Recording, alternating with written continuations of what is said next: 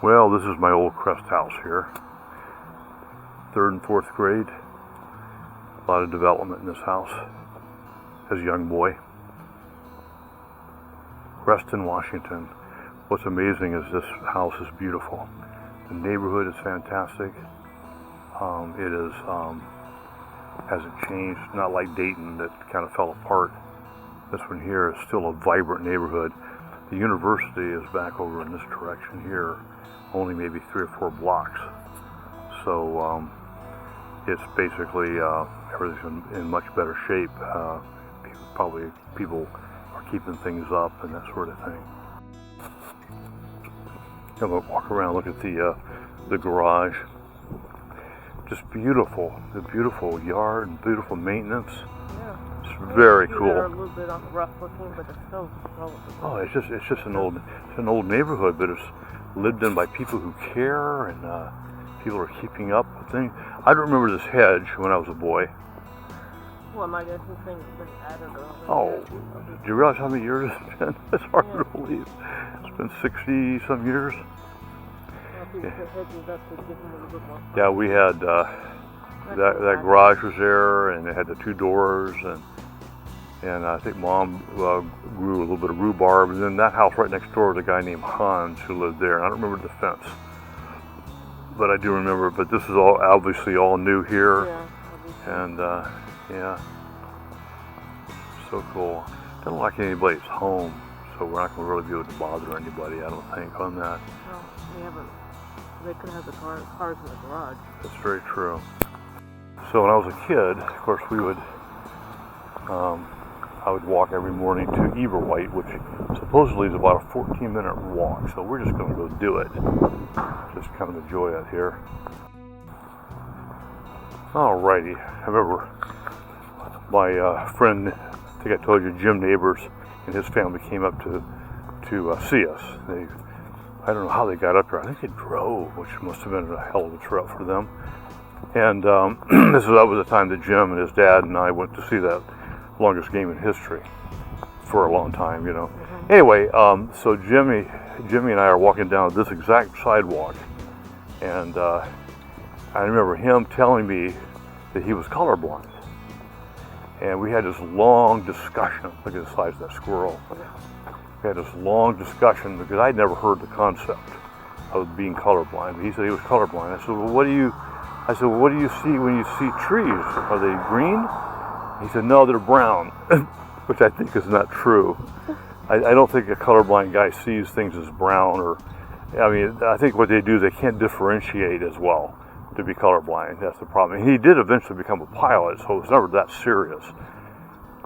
But you can do to prove that you can tell the difference between the reds. Although I know the key ones, yeah. The key ones, I do know that they couldn't see red very well. Yeah, but anyway, but I'd never heard that concept before of colorblindness, and so he may have been BSing me. I don't know. We were both probably about 10 years old or so at the time. That's the concept. I didn't, like you, at 10, I didn't know anything about color blindness. So yeah, exactly. To me, unless you would know something like that, unless you knew someone that knew it, who knows? Yep. So obviously, this is the street we walked down to. Then down here on the left is the Schlossum, which is the school off to my left, which we'll go and look at.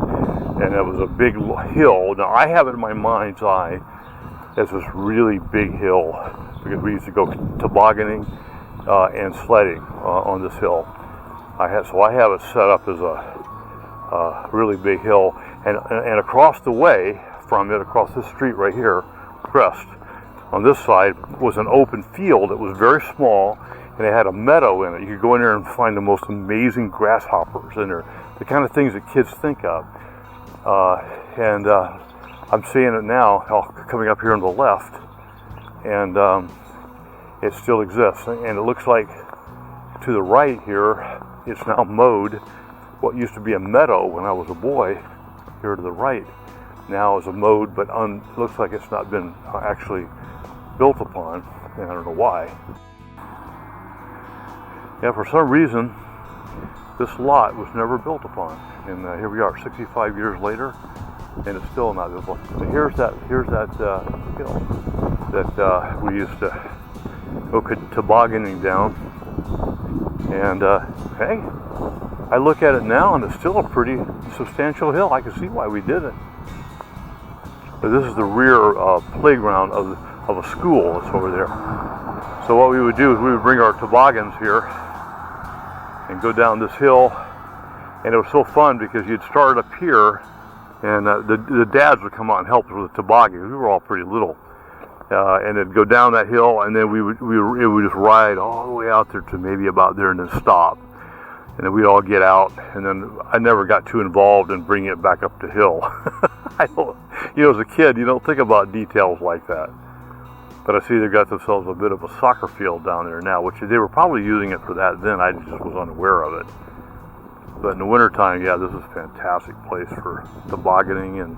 But it's interesting how that whole meadow there never got built up. Yeah, they never. Probably owned by the city, and there's some reason they decided. Ann Arbor means tree. They're really into trees, and you just look at it. Look how rich this is. Look at the greenery. How rich the greenery is. And this is absolutely a charming. This is one of those few things that you come back to 65 years later, and you're not disappointed. Mm-hmm. And I am not. The neighborhood is as I remember it. A few changes. I remember once I thought per Google that there was a big freeway right next to this Crest house. I don't know where I got that idea. Well, it could be. I mean, it's a big road out there. Nope, that's called Liberty. I used to cross it every single day that I went to school. It was completely okay. I remember my mom's letting me do all this too.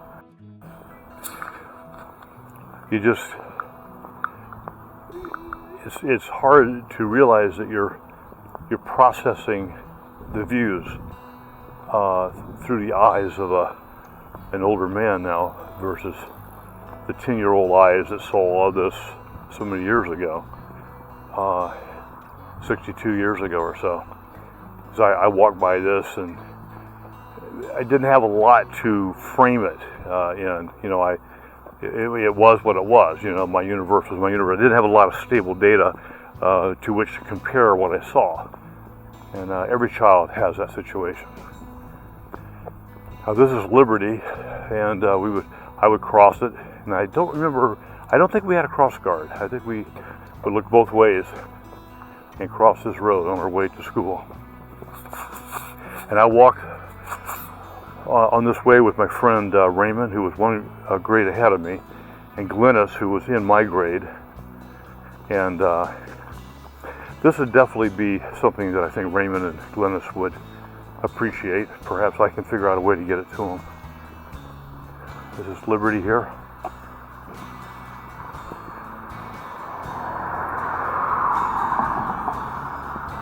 No light here, which is kind of cool. So we're not sitting here with a road that's gone to 18 lanes or anything like that, which is what you halfway expect after 62 years. You expect. I know intersections today that were 2 lanes back in the late 60s and are now 8-lane highways with multiple grocery stores in all directions. And yet this is as it was when we were kids. Raymond, if I'm able to get this to you, I hope you enjoy it. And Glennis too. We haven't spoken in a long, long time. Moving towards the school, I recall I had a good friend. His name was Peter Costage. Peter had, I think, muscular dystrophy. He had braces all over his feet.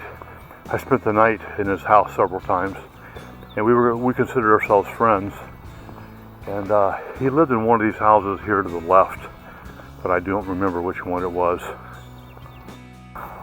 Alrighty, so we just ran into a guy here in the neighborhood. His house built in 1937, so I used to pass it. I don't remember it. And he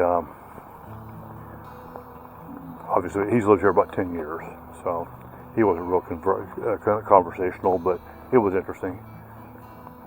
Just look at these trees. You wonder if I'd had pictures from that time how much these trees have changed. These are obviously trees. Yeah, these are obviously trees that are well over 60 years old. The question is, what were they, little things then? I wish I remembered. Oh my God. It probably definitely would have been smaller. How little they would have been. Look at that. Yeah, these were the days before I was a paper boy in Ohio, so I didn't have quite the familiarity with the local neighborhood that I tended to get when we lived in Dayton. But we obviously made this turn here to the right. I think it's called Lutz or something as I looked at the map, which surprises me because I used to live in a town named Lutz. Now, if I am reading this correctly, this road up here, I make a left, and that takes us right up to Eberwhite. That's my recollection. I'm doing this without Google, like the old days, right?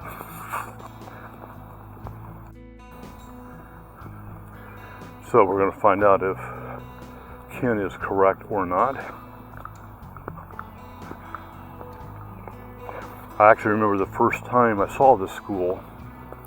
My mother took me to it, of course, and she drove me right up to the very front. And it was quite different than the schools that I had gone to in Florida previously, because those schools tended to be open. They tended to be classrooms with open hallways, open to the outside. Here, everything was enclosed, so it was kind of a new concept. We also had one black person in the entire school, and that shocked me. Given an idea of the times. I cheated. I actually pulled out Google. We have turned into a world of weaklings in many ways because of all our tools. But I can see the school way over there. But obviously oh, and it's funny, this walk, according to Google, is about a 14-minute walk from the house here to the school. I was going through a period of my life where I was tardy for everything. You know, they would have report cards. You know, I forgot how they did. I don't know if they did it with A, B's, and C's or what in those days. But there was a section on tardiness, and you would have, like, if you were tardy, like given day, I was tardy all the time. It became a big game problem. My dad got so mad at me. I mean, he would like whack me around sometimes because of it. Because and I'm thinking I was trying to gauge, evidently, which I couldn't do as a kid, 10 years old, very well, a 14-minute walk. You know, if you want to be there by, let's say, 8 o'clock, you better leave by 7:30 if you're going to give yourself a 10-minute run. So basically, I didn't give myself enough time. I guess I eventually learned. Oh, you did. You just screwed around on the way to it. I don't remember that. Of course, I was an angel, so, you know. Okay. But I remember walking this route with Jim Neighbors when he was here. And then, of course, I used to do it with Raymond and his sister Glennis all the time. Well, here we are, coming up on the school. Eberwhite, evidently named after a guy named Eberwhite, who I guess was an early settler of the area. I never knew that. I looked that up recently. So this is the old school. Now, as I recall, there was more glass in the front when I was a kid. And of course, just look at that. They've got a big playground section. And then way back there in the back are woods. You would have expected by now that would have all been developed. No. It's just the same. Looks like the recess area is the same as it was back then. What I'm going to do is walk in and look at the front door and then walk around to the back where the recess used to be. What's today, Saturday? Today's Saturday, isn't it? So this place is obviously closed. And look at that, Eberwhite. They got it kind of covered up with the ice cream social thing working out. Let's go around here to the back and take a look at the rear section. But just to see the condition of this, how people have kept it up. Yeah, boy, I tell you, in the United States, you don't see that real often. A lot of these older buildings, we get to a point where you can't keep them up anymore. But evidently this one. Well, yeah, we ran into that in Dayton. The two, my high school and my elementary school, were both removed because the schools were too expensive to keep up. And everybody was moving out of the town, and so they basically nuked, deconstructed, tore apart, and left just a private piece of land. But evidently here in Michigan, I'm guessing because, not in Michigan, but here in Ann Arbor, because this is a college town, you're going to have a higher group of folks, faculty, staff, professors, etc., who are out there living here, and they just keep it up. They're just a group of folks that care. Look at this here. I can remember my teacher's name, Mrs. Burnside, and I think I had Mrs. Reed. Mrs. Reed, I believe, was my teacher from the third grade, I believe, and Burnside was fourth. But there's the thing, and this is our recess area. What I don't remember is if we had all the paving and the basketball hoops. But we played, mostly what we did, we played soccer out here. And what I did once as a kid is I got curious and I went back there into those woods. And I was basically running around the woods, and I got hit by something like poison ivy. Might have been poison sumac, might have been poison oak, and it caused this tremendous itching that I could not escape. So I literally ran home down this road back the route we came to find my mama. And she threw me in the bathtub and tried all sorts of remedies to get that stuff off of me. But I got it right back there in those woods. And then I had a girl that I was halfway in love with named Kathy Arnold. And she lived in a house right back there. And she had her tonsils taken out. And I was too shy. I wanted to go by and knock on the door and say, "Hi, Mrs. Arnold. I wanted to wish Kathy well." You know, I couldn't get enough guts to walk up to her house. We played a lot of. We even played Little League back here as well. I recall playing some Little League. We had a diamond back here. So cool that we can actually get back here to it. Look at that sidewalk there that walks around there. Some of the kids, I think, came to school by way of that. But we're looking at we're looking at the same school that I went to. Think of the number of kids that have gone to the school. I didn't even know when it was built. I knew nothing of the history, but it's the same view. We came piling out during recess to do our thing. You wonder how many of the students are still around, just as adults, of course.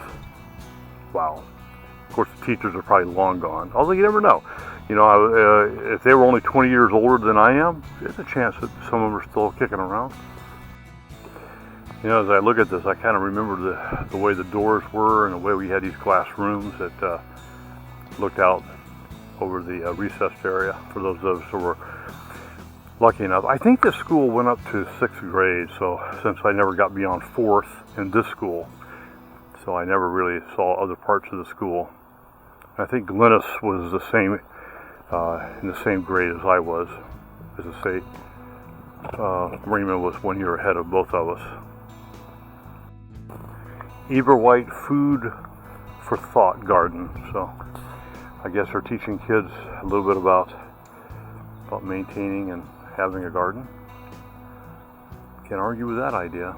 Looks like the rooms are perhaps heated centrally, but it looks like they're air conditioning for those hot months, late summer, our window systems is what they're doing, and I guess they never really needed to change that.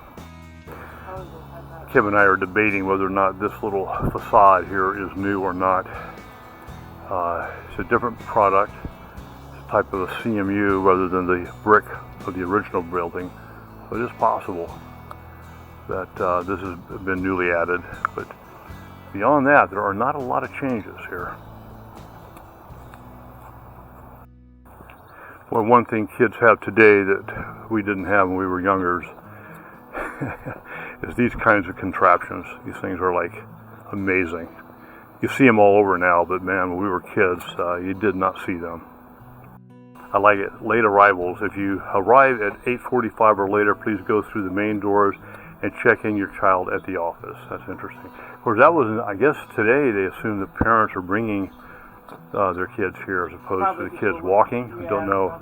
I don't know if the times are different in that way or not. It would seem like a pretty safe neighborhood, but it's hard to know. And of course, the return trip, which I probably will not film, but my overall reaction is that this Ann Arbor neighborhood, which I don't know the name of this neighborhood, I actually will look it up, is amazingly well preserved by people who care. It is so nice to see folks keeping their property up, caring. There's a bit of a community spirit, you can tell. I'm sure it's changed from the time I was a boy. When I was a kid, I used to walk down the road there, Washington Street, and there were people sitting on the porches, and older people often. Mrs. or Dr. McLaughlin and her husband, who was also a doctor. She had 2 PhDs. She lived right down the road from us, right down near where Raymond and Glennis and Jeffrey lived.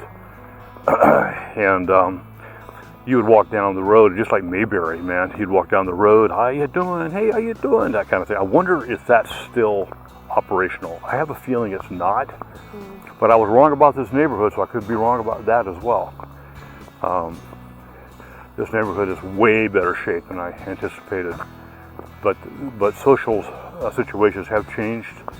People are with social media are much more into different types of engagement.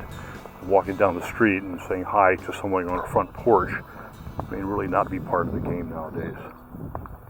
So, but that's just something I don't know the answer to that. But I'm overall impressed by the school, by the neighborhood, how green and beautiful it is. Great place for a kid to grow up. I'm really lucky to have lived here for a couple of years. Yeah, Kim just pointed out that there's a good chance these folks in this neighborhood have a Facebook page and actually engage with each other that way. I did notice in engaging in a few folks, younger folks, here along our walk, which I have not filmed. Not nearly the willingness to talk that people used to have. Very, let's get this over with, we have things to do attitude. Just passed a guy, and he was, I think the correct word is passive aggressive. We call it 1.1. I'll move, no problem, I'll move. I guess I was taking up too much of the sidewalk. So I have a feeling there's been probably an overall tone reduction over the years. That's my opinion. We could debate all day long as to why.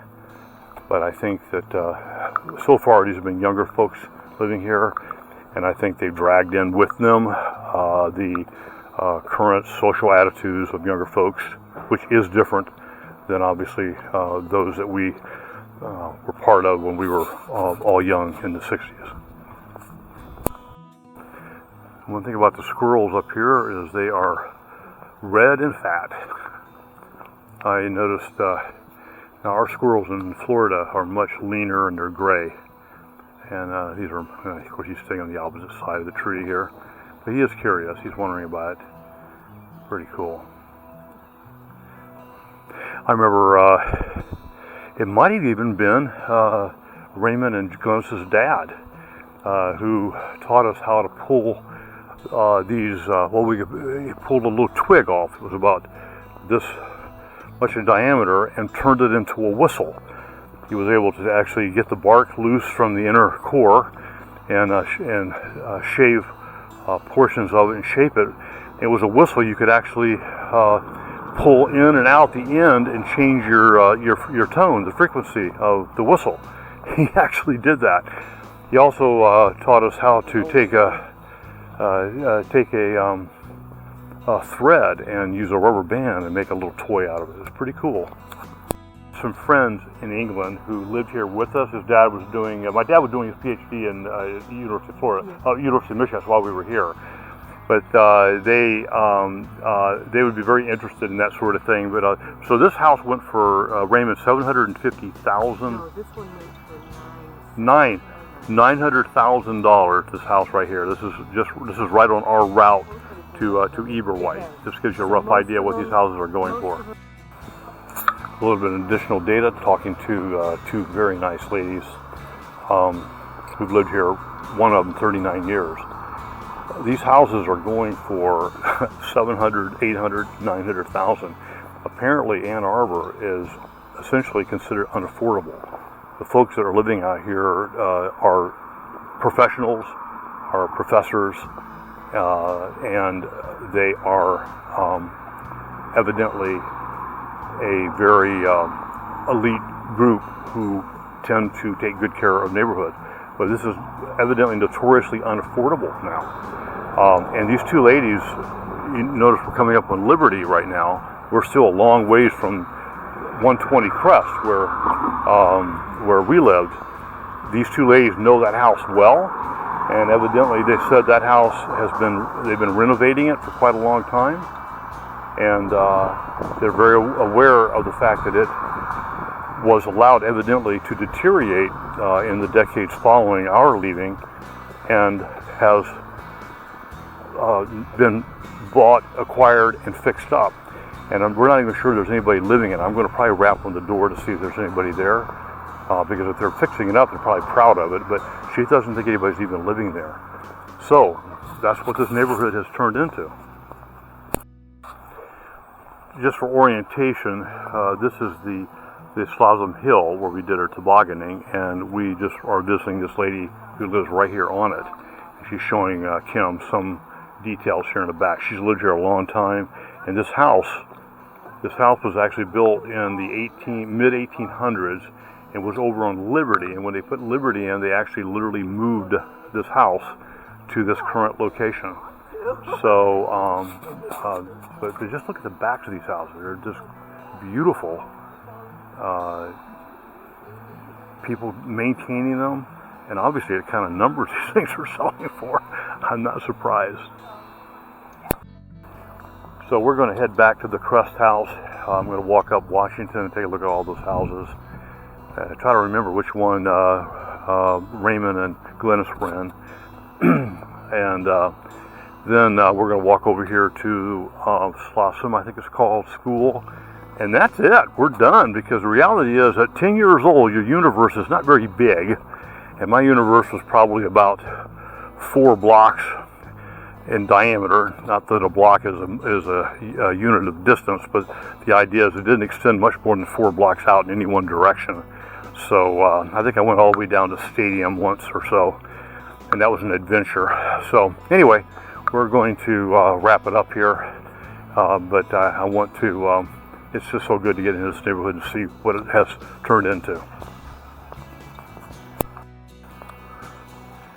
All right, yep, here we are coming up on Washington and Crest, and I am going to rap on the door and see if there's any chance of there's anybody there, and then if so, perhaps they'll let us see it.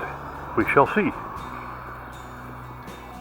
Notice how pervasive these front porches are. Our little house did not have a front porch, interestingly enough, but they are common.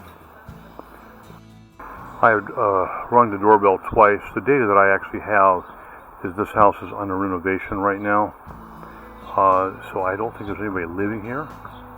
I will say that this area right here to the left is where the first piano that I ever had was in this house that I learned to play, and I hated it in those days because I was forced to do it.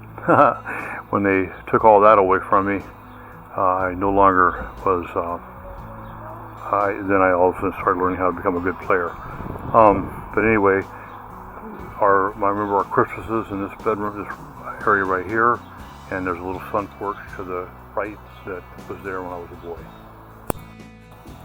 Somewhat disappointed that there's nobody here because if they're renovating it, I suspect they would be quite proud to show it off. But unfortunately, there's nobody here, so we're not going to get to the inside. But that's fine. We can see it from the outside nicely. But the garage was exactly, I don't remember the brick facade on it. I don't remember that. But I do know this rear door was here in the basement. And that door, you'll notice, is lower, so we actually had a little area to kick off your ice and stuff like that. Next door, we had a lady named Mrs. Horde who lived there. And that was my bedroom. Upper left, double windows.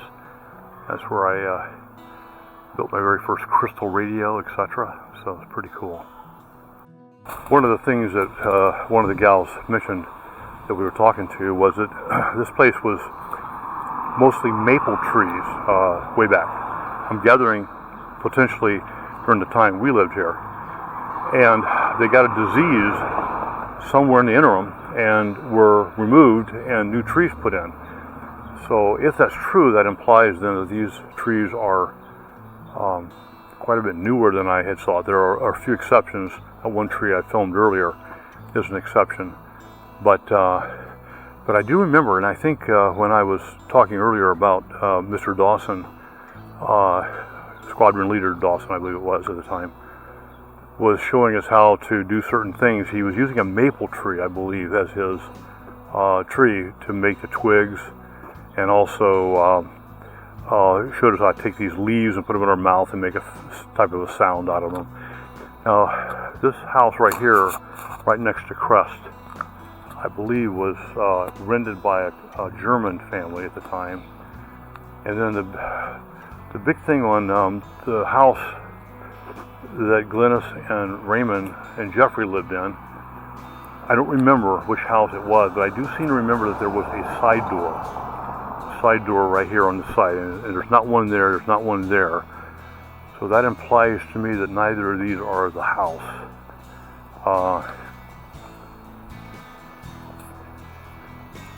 This house here has a side door, and this could have been it. This might have been the house that the Dawsons lived in, 1220. Again, I don't know for sure. And this house right here has a side door, but I don't recall I feel like the side door was adjacent to a driveway, which makes 1220 one heck of a candidate. 1402 was definitely not it, and then this one down here, which is 1406, I don't see a door down the right side of it. So if my memory serves me correctly, this 220 would have been the correct house that the Dawsons stayed in while they were here. Hope I'm right. And then this was the road that one time we were in our house are hearing this horrible racket, and we walked out the rear door of Crest, and there was this crowd of people on this street walking up the street in this direction with pots and pans and spoons, and they were basically banging them as loudly and as obnoxiously as they could. And when we queried it, it turned out they were trying to scare away starlings. And I don't know if that was just a short-term activity over a few years, or if it lasted a long time, or if it's even the case today. But anyway, they were making a ton of racket. But you'd walk down these streets and have people on the front porch, and they'd ask you how you were doing. And then we had over here, one of these houses was owned by Mrs., or actually Dr. McLaughlin. So something tells me that Crest, this house here, being that it's on a corner of Washington and Crest, likely today, if that other house was selling for $900,000, this is probably $1 million home now. Isn't that a surprise? Yeah, and with the renovations? Yeah, with the renovations, obviously they're doing it for purposes of a resale, because I don't see anybody living there. And that was the rumor that we heard. So Okay, well, I think that wraps up our tour of nostalgia. I wish we could have gotten into Crest, but we couldn't. And this is something I will remember for sure. Anyway, there's our smart car, which we are pulling behind our motorhome, doing our nationwide tour. And that was a lot of fun.